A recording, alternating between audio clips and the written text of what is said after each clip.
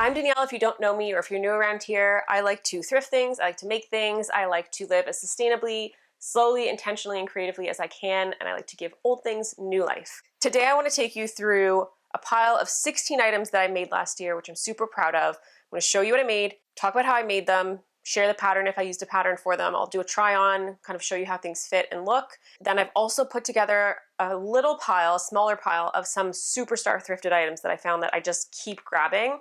And I just wanted to give them kind of honorable mention in this video because I thrifted tons of things last year, but these are the key things that I just kept going back to and they deserve a solid call out. Let's dive in. There's no particular order here. So first up, I have patchwork jeans that I've made. I had a few pairs of jeans that I thrifted. So all of these jeans I thrifted, and they were jeans that just I sort of grabbed for, but could use a little something else because I just wasn't wearing them all the time and I wanted them to feel a little bit more me and bring a little bit of personality into them. I'll give you some close-up shots of these, but I did a few hand-stitch details as well to bring in a bit more personality. I actually have two other pairs I made that I don't wear as often right now. They were also thrifted jeans. These are a pair of Levi's, which are kind of great, and I should probably just put them back in my pile, but another cool patchwork, which I really love this color combo and the checkered. And this is the third pair of thrifted jeans that I had that I did as well, and I love the hexagon shape here. I really love this color combo. This one does have the hand stitch in it as well.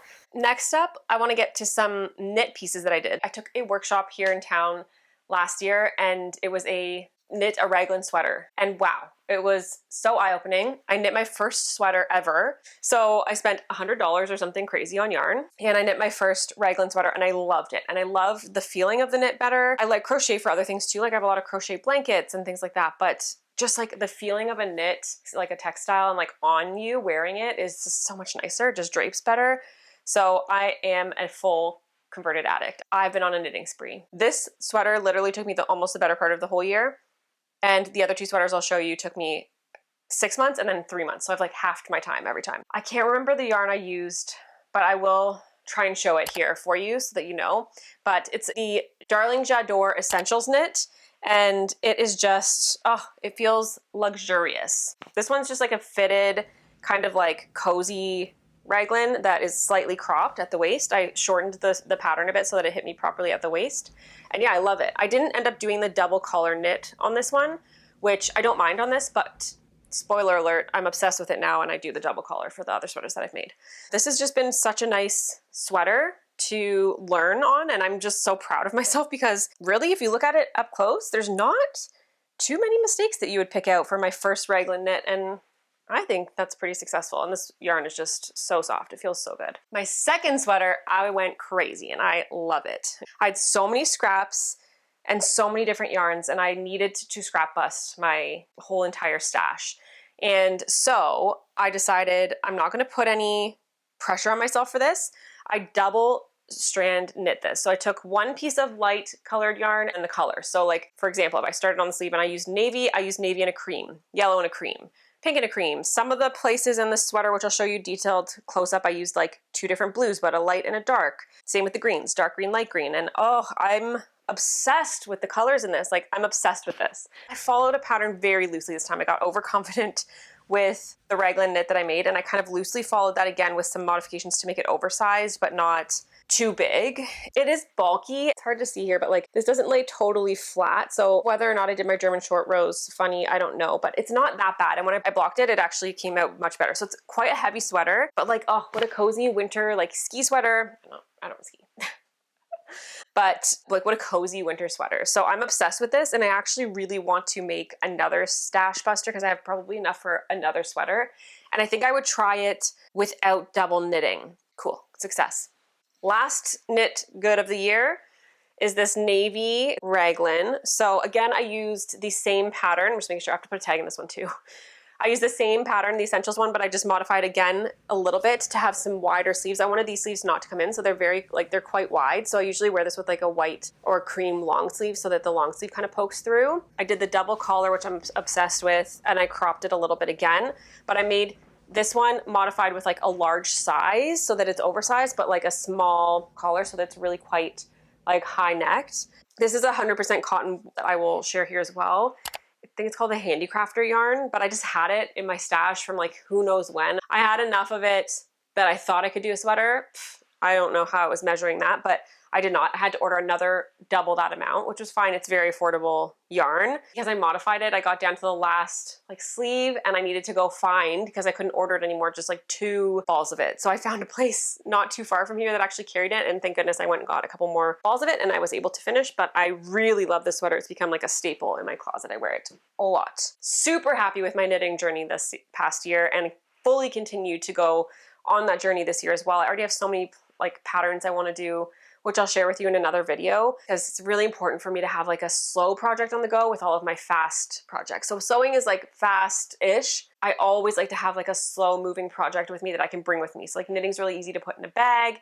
I can bring it to an appointment. I can do it while like I'm watching a show.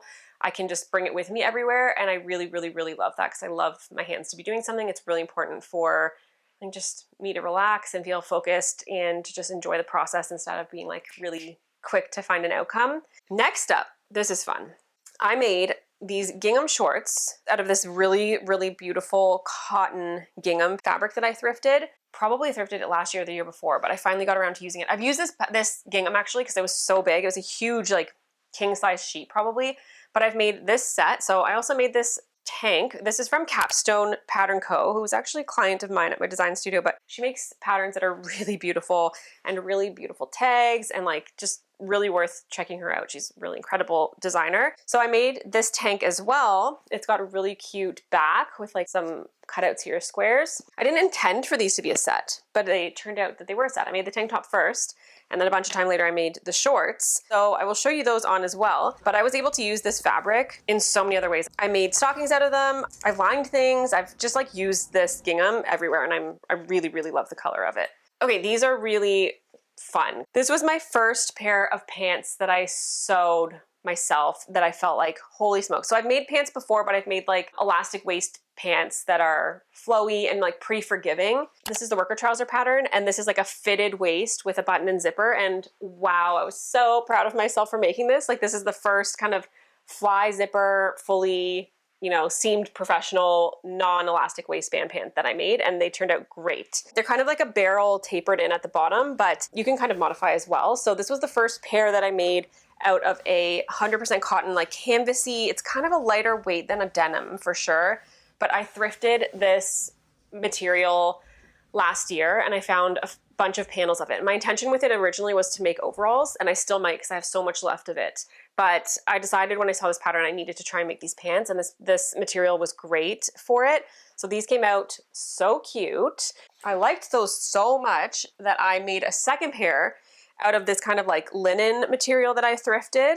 It's kind of like an oatmeal linen, and oh, it's such a nice material. This one is the same pattern, so the worker trousers, but I modified the leg and I made a wide leg instead of a tapered barrel kind of leg. And these are also some of my favorite pants for the summer. Cute little button. I used Carly B's hand sewn buttonhole tutorial because I do like to bring some slowness into the process as well.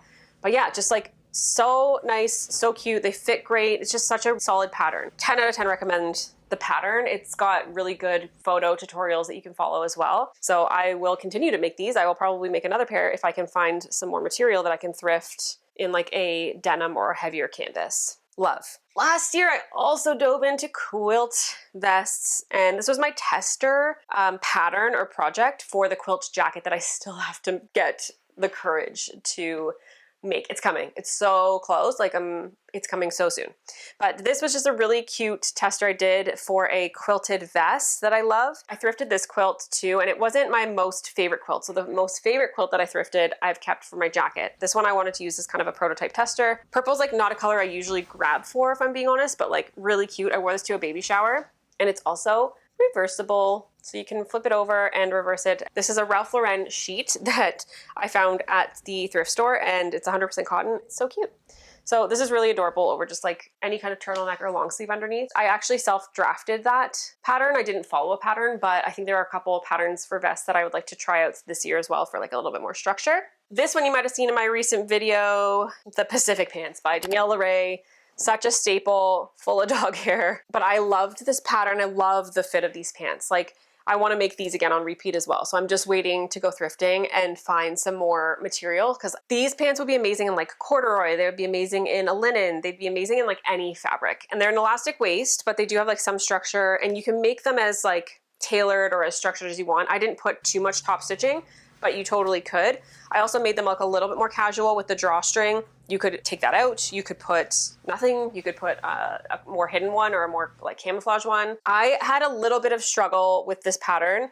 One, for some reason, I think the tension in my machine was not great. So when I look at the stitching up close, I'm not super happy with it, but that's okay. I still wear these all the time. The other thing that was a little tricky, this fabric was a curtain that I thrifted for $3. And then these were pillowcases, 100% wool from IKEA that I thrifted for $2, which was fantastic. So like all in all, these pants cost me less than $5 in material, which is absolutely incredible. I ran into some problems just with the size. So I would probably, if I make these again, I'd have to grade maybe the waist a little bit because I find the waist a little hard to pull over my hips and then to pull in. And I know Danielle LeRae made the pattern intentionally so that you kind of avoid that like diaper butt, which is, she did successfully. There's like darts in the back. It's a beautiful pattern. I just need to like grade the sizing a little bit for the next pair I make so that it can like fit up over my hips and then tie up properly, but it still hasn't stopped me from wearing them. And then the other thing that is my own issue is that this wool is really thick and it's great for this pocket, but it's tough because this sits against you and it's very structured up here. So like this also could be causing some of this fitting problem is that there's no give to it. Like it's just very bulky up right at the front hips. So that's okay. It's kind of worth it for me to have this like really cool pattern in the pocket. I love them, but next time I would use a much thinner fabric for these pockets just because they are really big, deep set pockets. Like they're very deep. They go down pretty far. So it just creates some like bulk here that I would cut out in another one, but fully have intentions of making this again this year as soon as I can find some fabric. Next, I made a patchwork sweater. So this kind of goes in with my whole theme of like, if something's boring or you're not grabbing for it, is there something you could do to it to make it a little bit more exciting so that you do want to wear it? I had this Fruit of the Loom cotton crew neck that I thrifted, which I really actually do love, but I had a couple of black ones and I don't need a couple of them. I only need one. So I picked the one I liked the best, plain. I had this patchwork on an old sweater. You can watch it in one of my thrift flipping videos. It was on this like beige Walmart crew neck that I did not like the color of it. I did not like the fit of it. And even the patchwork just it wasn't contrasting enough against the color. So I unstitched it and I moved my patchwork onto this one. And now I love this so much more and I wear it so much more. So this is a really great, easy way to convert an old crew neck or one that you can find at a thrift store into something really fun. This is a different vibe, but also a bit of a thrift flip. So I found this tablecloth that was this canvas cool print. It had these yellow taupe, big giant circles on it. It was just like such a cool pattern. And originally I was going to make overalls out of them. I still haven't made these overalls I keep talking about. I did not. I decided when I saw this Midway jacket pattern that I wanted to make a boxy shacket kind of for fall, spring, or to layer underneath in the winter. And it came out beautifully. This pattern is so good. You can watch this in one of my videos as well. I made a whole vlog about making this. It has the most beautiful tulip sleeves that you can fold over, and it's all finished so neatly inside, and the pattern is really good. This is another one that was such a key, cool find, and just like such a good quality finish. Like I'm just very excited about the finishes on this. Last but certainly not least, which you can watch on a video as well on my channel, is the Saga sweaters, Slow Morning Studios design. This was my first official, like, let's do this properly stretch fabric project, and it turned out so incredible, and I actually wore these shirts so much in the fall, and I can't wait to wear them again. They're a little lightweight for winter here. They're good layering pieces. They're just like very oversized, so they're very cozy, just like wear them with tights, wear them around the house. I love them. I really did wear them so often. And this was actually a cotton jersey bed sheet that I bought, and we don't use top sheets, so I just took that instead of kind of donating it or getting rid of it. And I made this, and I have so much of it left, so I don't know what else I'm gonna make with it, but I love it. It's like an oatmeal, almost like heathered oatmeal gray color. And I also used my own Threads and Thrift Studio made by Danielle and my size tags in these ones, which is incredible. That is my pile of things that I made that are here. And like I said, I made stockings, I made baby clothes for friends, I made some sweaters with cutout letters on them for the grandparents around here. And yeah, I just like had such an amazing year making things, and I learned so much. And the one thing that I want to say about all of this pile is that I've never had a pile of things that I've made over the years that I actually wear on the regular. That's an incredible breakthrough, and that feels so good. And it builds my confidence in just being able to make other things this year that I might not be able to find. I also tried my hand at Projector sewing this last year, and it has been a game changer. So if you haven't jumped on the bandwagon for Projector sewing, I'll link my setup below. So yeah, if you're just starting out this journey or you're thinking about starting it out, it can be daunting, it can be frustrating, but as you go, you'll build confidence. And this is 100% why I thrift my material, because if I had bought the material in that stash, I would be very upset if things didn't work out. When you thrift material and you're just playing and you're creatively exploring and you're just letting yourself enjoy a process instead of having an attachment to an outcome, it's a lot easier when that fabric costs $5 and not $50. So let me show you now a couple of things that I want to call out for my top thrift finds from last year, because I said before, I thrifted so much last year in terms of like not consuming other purchase things. I think in total, I might have bought like a bra, a couple of pairs of very cheap on sale jeans from Old Navy, a pair of really cheap on sale overalls from Old Navy. I can't even think of what else I bought new last year. So like very little purchase new. There are certain things that I will buy new, like workout things, but I didn't last year. So I'm gonna show you what I found, even though doesn't even touch all of the things that I thrifted. Honorable mention thrift items. First, in the pile, this so simple Banana Republic medium. It's probably a men's. I'm guessing it's a men's. It's a Pima cotton. And when I tell you that I wear this all the time and this is all I want to live in, I mean it. So I don't even remember when or what thrift store I found this at or what thrift haul I found it at. I know it wasn't part of any video I did, but it's just like absolutely one of my favorites. The weight of it is perfect. The breathability of it is perfect. The fabric's perfect. The structure is perfect. The size is perfect. The fit is perfect. If I can find these in 5 different colors, I would only buy these. Next up, this Aritzia sweater. It's called Sweat Fleece Cozy Fleece. Yeah, Mega Fit. I found this. It was not cheap at the thrift store, but it was worth it because the fit of this and just like grabability of this makes a huge difference. Sometimes when you buy things at the thrift store, you don't know how much you're gonna love or hate it when you're there.